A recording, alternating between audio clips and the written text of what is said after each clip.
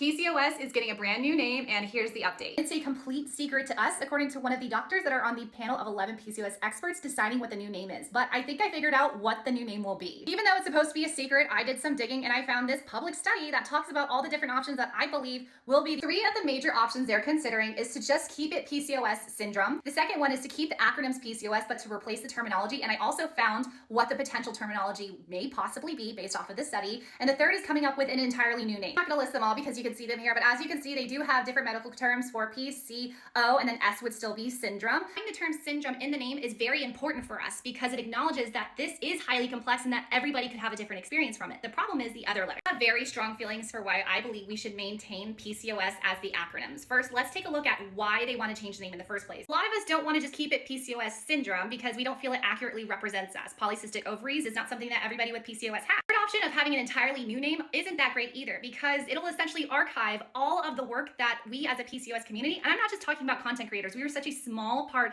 of this massive community that has helped each other manage our symptoms, feel better, finally get pregnant, lose weight, whatever our goal is with PCOS. I'm concerned that they're leaning too much on this being the patient's fault when so many of us in the PCOS community have consistently said that the issue stems from our doctors. I am not anti-doctor. I've had some amazing doctors, but I've also had doctors say that you have to have polycystic ovaries, or the fact that you had children says that you can't have PCOS in the first place. That is untrue. The problem with wanting to fit every single experience that we have with PCOS into one name is that it's so complex and so many of us don't even experience the same exact symptoms. We're all so different. So trying to figure out how to put that into one name is a lot of work. So we need to focus on why we want to change the name. I believe the reason why is so that doctors have the understanding that it's not just one criteria, which is polycystic ovaries. Once we change that name to be more vague, but also inclusive so that doctors are forced to look up the diagnostic criteria before deciding if their patient has PCOS, I believe that should be the goal. All the women in the PCOS community now are not going to be the ones that are going to suffer from this. I'm concerned about future generations of women who are told that they have whatever this new name will be